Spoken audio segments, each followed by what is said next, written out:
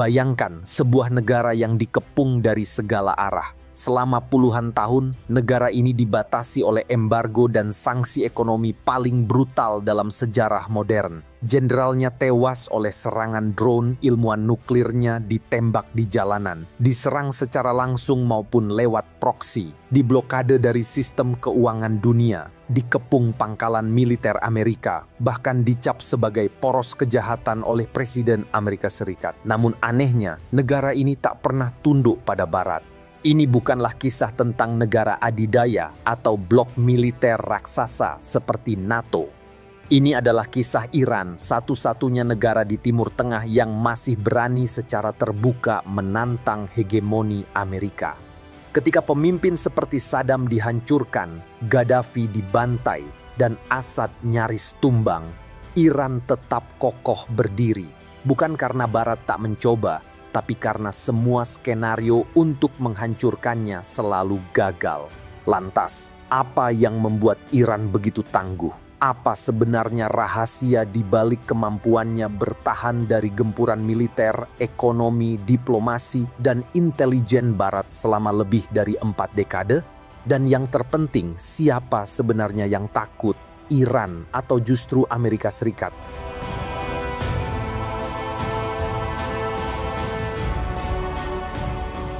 Untuk memahami mengapa Iran mampu bertahan dalam tekanan, kita harus kembali ke tahun 1979, tahun yang menjadi mimpi buruk bagi Amerika Serikat.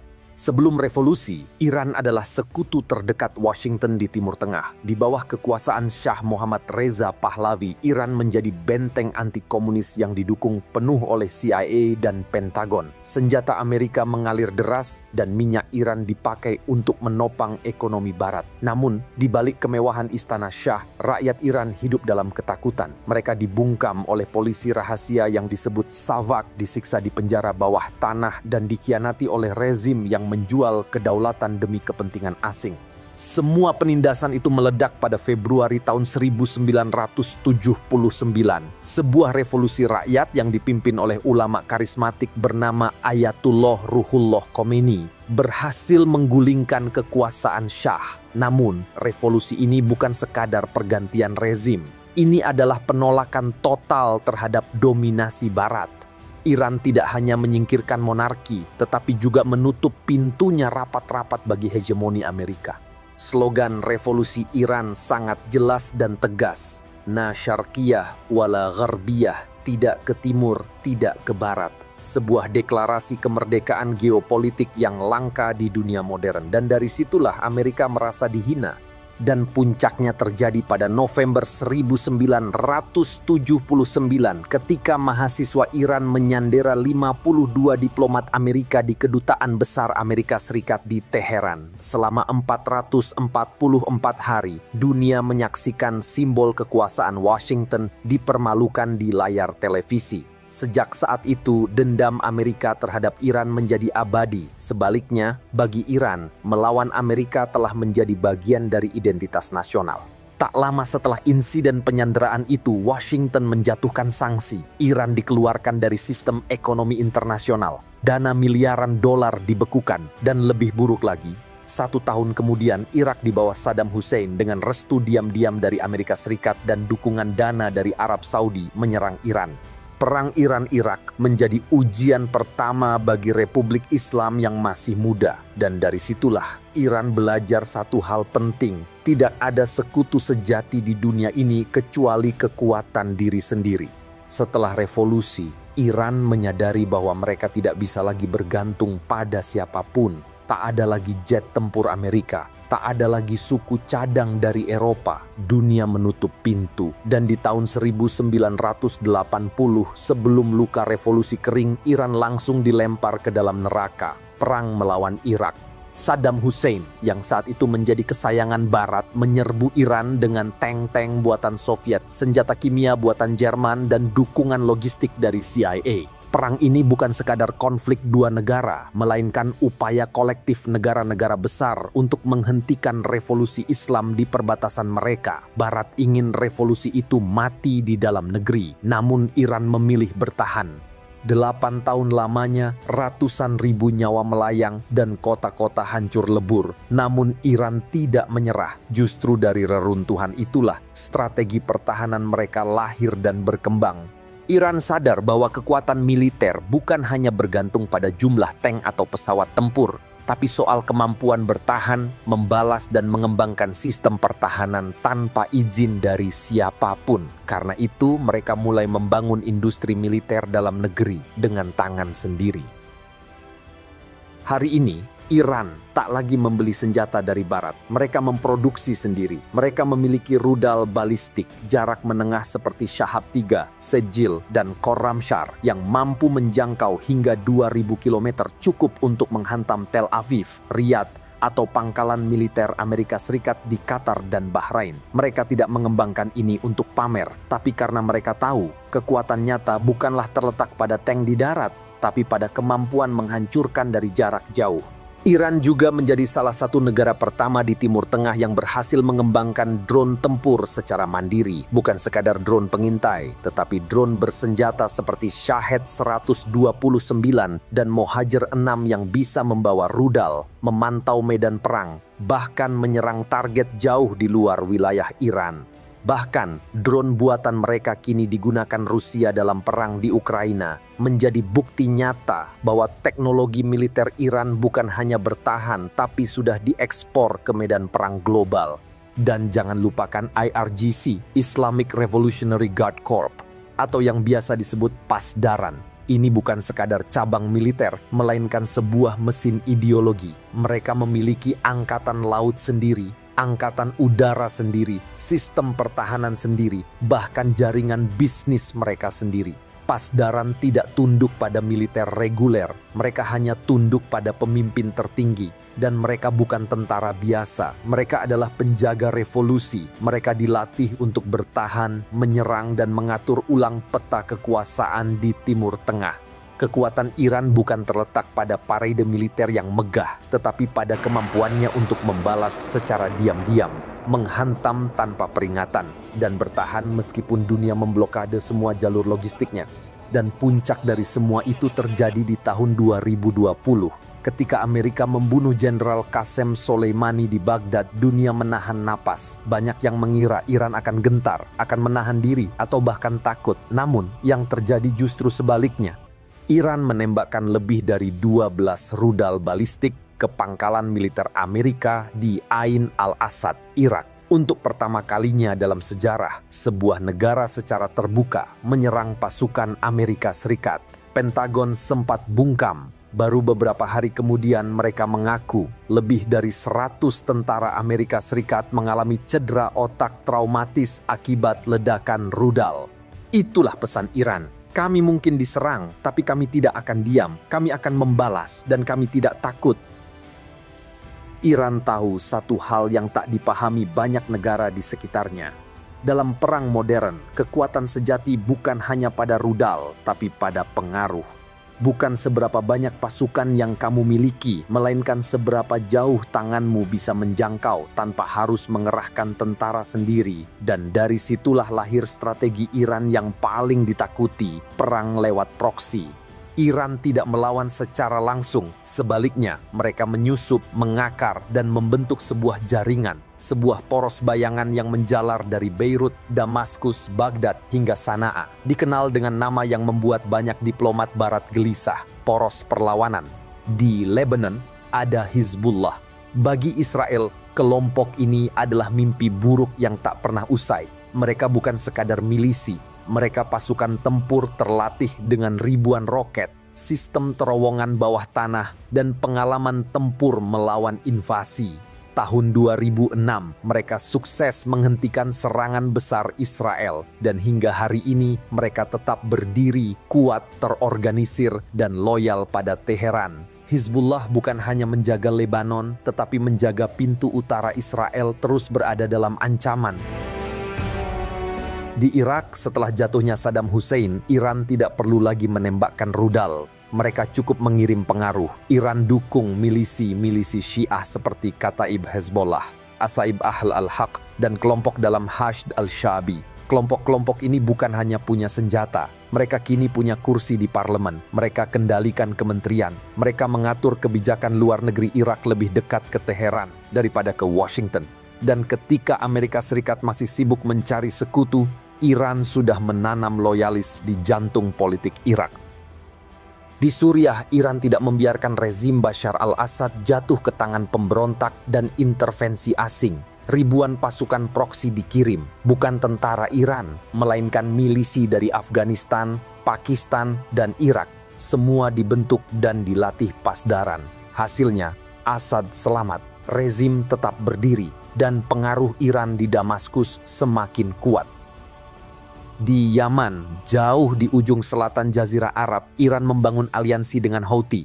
Ini bukan sekadar kelompok pemberontak. Mereka kini jadi kekuatan militer yang mampu menyerang kilang minyak Arab Saudi, bahkan mengancam jalur pelayaran Laut Merah. Iran tidak perlu kapal perang di sana. Cukup kirim pelatihan, teknologi, dan doktrin. Sisanya dilakukan oleh proksi. Strategi ini membuat Iran menjadi satu-satunya kekuatan di Timur Tengah yang mampu mengepung Israel dan sekutu-sekutunya dari segala arah, tanpa harus menginvasi siapapun. Inilah yang membuat frustasi Barat. Iran tidak bermain di papan catur yang biasa. Mereka menciptakan papan baru dengan aturan mereka sendiri. Dan yang paling berbahaya, para proksi ini bukan hanya loyal secara militer, tetapi secara ideologis. Mereka tidak bertempur demi uang, mereka bertempur demi gagasan, demi perlawanan. Dan itulah alasan mengapa kekuatan ini tidak bisa dibeli atau dihancurkan hanya dengan serangan udara. Bagi negara lain, sanksi ekonomi adalah vonis mati. Namun bagi Iran, sanksi adalah medan latihan. Puluhan tahun dikucilkan dari sistem keuangan global, justru membuat Iran belajar sesuatu yang tidak dimiliki oleh negara-negara kaya minyak di sekitarnya, cara bertahan hidup tanpa disuapi dunia. Sejak tahun 1979, Iran sudah terbiasa dihukum, embargo minyak, pemblokiran aset, larangan impor teknologi, pengucilan dari sistem SWIFT. Semua itu bukan hal baru, tapi yang membedakan Iran dengan Libya atau Irak adalah satu hal. Mereka tidak panik, mereka mampu beradaptasi. Ketika Amerika melumpuhkan Bank Iran, mereka menciptakan sistem perbankan alternatif. Saat perusahaan Barat mundur, mereka bangun industri dalam negeri. Dan ketika dunia memboikot ekspor minyak Iran, mereka tidak berhenti menjual. Mereka justru menciptakan pasar bayangan. Minyak Iran terus mengalir ke Cina, Suriah, bahkan India, menggunakan kapal tanpa bendera, lewat jalur tidak resmi, dan dibayar dalam mata uang non-dolar. Iran bahkan menjadi pionir dalam penggunaan kripto untuk menghindari sanksi. Pada tahun 2022, pemerintah Iran mengesahkan penggunaan mata uang digital untuk membayar impor. Sebuah langkah yang bahkan banyak negara maju belum berani melakukan secara terbuka. Lebih dari itu, Iran menjalin perjanjian strategis jangka panjang dengan negara-negara anti-Barat. Contohnya, kesepakatan monumental dengan Cina pada tahun 2021 senilai 400 miliar dolar selama 25 tahun. Isinya adalah investasi besar-besaran di bidang energi, transportasi, dan militer. Cina mendapatkan minyak murah, sementara Iran mendapatkan perisai diplomatik dan ekonomi. Dan yang lebih penting, ini adalah jalan bagi Iran untuk bertahan tanpa harus tunduk kepada IMF atau Bank Dunia. Iran juga merapat ke Rusia. Ketika Barat sibuk mengisolasi Moskow pasca invasi Ukraina, Iran justru mempererat hubungan. Mereka memasok drone tempur, membuka jalur barter, dan mengoordinasikan kebijakan energi. Kedua negara yang sama-sama terkena sanksi, tapi justru saling menguatkan. Dari dalam negeri, Iran tidak membangun gaya hidup mewah seperti negara-negara Teluk. Mereka fokus pada swasembada pangan dan energi. Mereka menciptakan industri otomotif nasional, teknologi medis lokal, bahkan reaktor nuklir buatan sendiri. Apakah semuanya berjalan mulus? Tentu tidak. Seperti banyak negara lain yang menghadapi sanksi dan isolasi, rakyat Iran juga harus bergulat dengan tekanan ekonomi, inflasi tinggi, dan tantangan ketenaga kerjaan. Suara-suara protes pun sesekali muncul sebagai ekspresi dari dinamika sosial yang hidup. Namun yang membedakan, rakyat Iran telah terbiasa menghadapi tekanan semacam ini. Bagi mereka, kesulitan bukan tanda kelemahan, melainkan bagian dari harga yang harus dibayar demi mempertahankan prinsip dan perlawanan. Inilah yang membuat Washington frustrasi. Semua tombol ekonomi sudah ditekan, semua blokade sudah diberlakukan, namun sistem Iran tidak tumbang. Bahkan dalam banyak hal, sistem mereka justru menjadi semakin kebal. Dan inilah fakta yang paling menakutkan bagi Barat. Iran tidak butuh izin siapapun untuk tetap hidup. Pada tanggal 3 Januari 2020, dunia terhenyak. Di Bandara Internasional Baghdad, konvoi kendaraan sipil dihantam oleh rudal dari drone MQ-9 Reaper milik Amerika Serikat. Di dalamnya seorang pria berkebangsaan Iran tewas seketika. Namanya Jenderal Qasem Soleimani. Bagi Washington, serangan ini adalah sebuah kemenangan telak. Mereka yakin telah memenggal kepala jaringan proksi Iran. Namun, bagi Iran, kematian Soleimani justru membangkitkan sesuatu yang jauh lebih besar daripada sekadar dendam. Qasem Soleimani bukan jenderal biasa. Dia bukan pemimpin pasukan di medan perang, tapi arsitek perlawanan lintas negara. Selama 2 dekade, dia membangun jaringan milisi di Irak, mempersenjatai Hizbullah, menopang Assad di Suriah, melatih Houthi di Yaman, dan bahkan membantu mengusir ISIS dari Mosul. Washington tahu, selama Soleimani hidup, pengaruh Iran di Timur Tengah tidak akan bisa dipatahkan. Dan karena itu, mereka memilih jalan pintas, membunuhnya. Namun, reaksi yang muncul adalah sesuatu yang tak pernah diperkirakan Amerika. Di Iran, jutaan orang turun ke jalan dalam prosesi pemakaman yang belum pernah terjadi sejak era Khomeini. Ini bukan sekadar ungkapan duka, melainkan deklarasi kemarahan. Di Baghdad, Basra, Beirut, bahkan Kabul, suara yang sama menggema. Kematianmu tidak akan menghentikan kami, dan Iran tidak tinggal diam. Hanya dalam waktu 5 hari, Teheran melancarkan serangan langsung ke pangkalan militer Amerika di Ain al-Asad, Irak.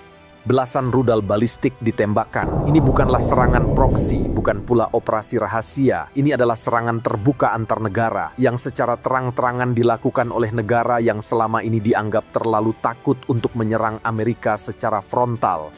Untuk pertama kalinya dalam sejarah pasca Perang Dunia Kedua, markas militer Amerika Serikat diserang langsung oleh negara yang mengakuinya secara resmi, dan Amerika tidak membalas.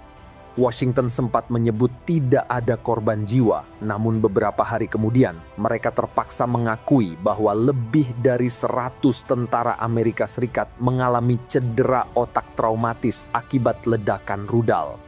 Fakta ini membuka luka yang selama ini ditutup bahwa keunggulan militer Amerika tidak selalu berarti kekebalan.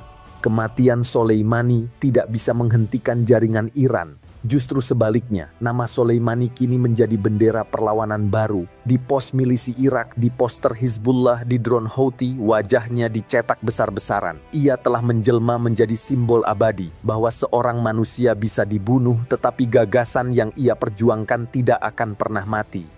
Dan lebih dari itu, dunia menyaksikan sesuatu yang tak biasa. Sebuah negara berani membalas Amerika secara terbuka dan bertahan dari konsekuensinya. Ini adalah pukulan moral terbesar bagi kekuatan global Washington. Karena sejak saat itu, batas ketakutan mulai bergeser. Jika Iran bisa membalas dan tetap berdiri, maka siapapun bisa. Amerika mungkin berhasil membunuh seorang jenderal, tetapi dalam proses itu mereka justru melahirkan martir yang kekuatannya jauh lebih mengakar dari sebelumnya. Dari luar, Iran tampak sendiri. Mereka tidak masuk dalam G20, bukan anggota NATO. Diboikot Uni Eropa, dimusuhi Amerika, dibenci Israel, dan dicurigai banyak negara Arab. Namun di balik bayang-bayang isolasi itu, Iran bermain di papan catur yang jauh lebih dalam. Teheran menyadari mereka tidak akan pernah diterima di meja perjamuan Barat, maka mereka menciptakan meja sendiri. Pasca pembunuhan Jenderal Soleimani dan runtuhnya kesepakatan nuklir JCPOA, Iran mengubah arah diplomasi luar negerinya. Mereka berhenti mengejar pengakuan dari Eropa dan mulai membangun aliansi berbasis resistensi dan kepentingan bersama tanpa menunggu persetujuan Barat. Hubungan dengan Rusia semakin erat. Mereka bukan hanya sekutu strategis, melainkan partner militer yang saling menguntungkan. Ketika Barat sibuk menjatuhkan sanksi ke Moskow karena invasi Ukraina, Iran justru mengirim drone Shahed ke garis depan perang. Sebaliknya, Rusia memberikan dukungan teknologi militer dan intelijen. Mereka tidak hanya bertukar senjata, tetapi saling memperkuat posisi tawar terhadap dominasi dolar dan NATO. Dengan Cina, Iran menjalin hubungan yang lebih dalam lagi. Pada tahun 2021, mereka menandatangani perjanjian kerjasama strategis selama 25 tahun senilai 400 miliar dolar. Ini bukan sekadar kesepakatan soal minyak murah dan infrastruktur. Ini adalah sinyal bagi dunia bahwa ada poros baru di Asia yang tidak membutuhkan restu dari Washington.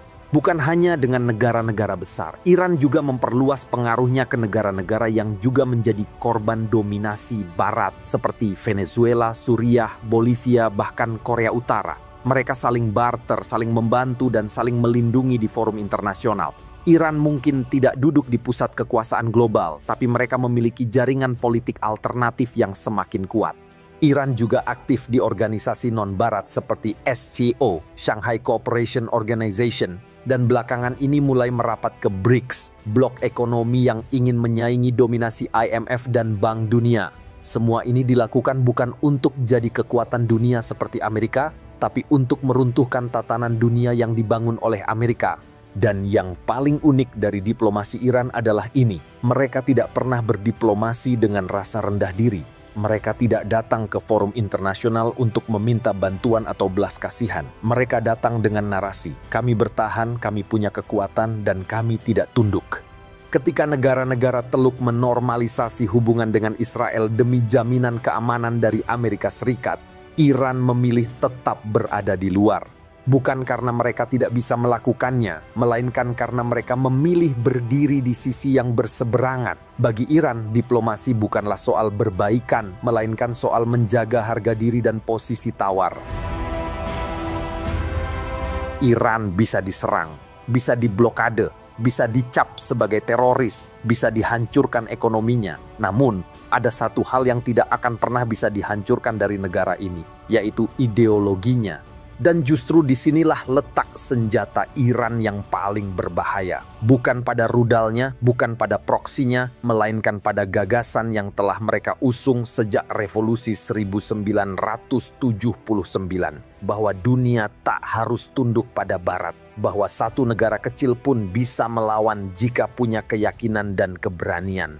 Inilah yang selama puluhan tahun membuat Barat sangat gelisah. Karena musuh mereka bukan hanya pemerintahan Iran, tapi sebuah sistem keyakinan politik dan religius yang melampaui batas negara. Iran bukan hanya berbicara kepada rakyatnya sendiri, tetapi kepada umat dan bangsa yang tertindas di seluruh dunia. Ketika para pemimpin Barat berbicara tentang demokrasi liberal dan kapitalisme, pemimpin Iran bicara soal istiqomah, resistensi, dan kedaulatan sejati. Mereka tidak menawarkan kemewahan, mereka menawarkan perjuangan, dan itu jauh lebih berbahaya bagi sistem yang dibangun di atas konsumsi dan ketundukan. Setiap khutbah Jumat di Teheran, setiap pidato pemimpin tertinggi, dan setiap simbol syahid yang terpajang di jalanan, semuanya adalah propaganda hidup, namun bukan propaganda palsu. Ini adalah pengingat terus-menerus bahwa hidup dalam tekanan tidak harus berarti hidup dalam ketakutan. Dan inilah yang tidak dimiliki oleh Arab Saudi, Uni Emirat Arab, atau Mesir. Negara-negara itu punya senjata canggih, pasukan modern, bahkan perjanjian keamanan dengan Amerika. Namun tak satu pun dari mereka memiliki rakyat yang siap mati demi gagasan negaranya. Iran punya itu. Ideologi ini ditanamkan sejak sekolah, diperkuat lewat ritual keagamaan, dibakar dalam sejarah panjang perlawanan, dan dijaga oleh sistem politik yang tidak sekadar ingin menang, tapi ingin menegakkan sesuatu yang dianggap lebih tinggi dari kekuasaan, martabat bangsa. Bahkan ketika muncul protes internal, ketika generasi muda menuntut perubahan, fondasi ideologi itu tetap bertahan. Karena pada titik terdalam, rakyat Iran tahu satu hal yang dunia sering lupakan. Mereka bukan sekadar hidup untuk nyaman, tetapi juga hidup untuk bermakna.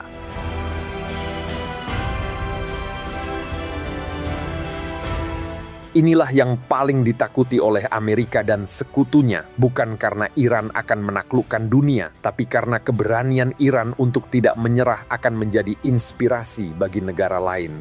Barat mungkin bisa menjatuhkan presiden, bisa meruntuhkan ekonomi, tetapi mereka tidak akan pernah bisa membunuh ide yang telah lahir dari darah, duka, dan keyakinan. Iran bukanlah negara yang sempurna. Mereka memiliki krisis, luka, dan celah di banyak sisi. Namun, ada satu hal yang tidak pernah mereka lakukan, menyerah. Mereka bertahan bukan karena kekuatan militer yang luar biasa, melainkan karena keteguhan yang tak tergoyahkan. Mereka bukan negara adidaya, tetapi mereka tidak bisa dihancurkan. Dan hal itu jauh lebih menakutkan daripada bom nuklir. Amerika sudah menjatuhkan Saddam dan Gaddafi, bahkan menghancurkan negara-negara dengan satu jentikan. Tapi Iran tetap berdiri, tetap melawan, tetap menjadi duri di tenggorokan hegemoni Barat. Jadi sekarang pertanyaannya bukan lagi, mengapa Iran tidak takut dihancurkan? Pertanyaan yang sesungguhnya adalah, siapa sebenarnya yang ketakutan? Iran atau justru Amerika?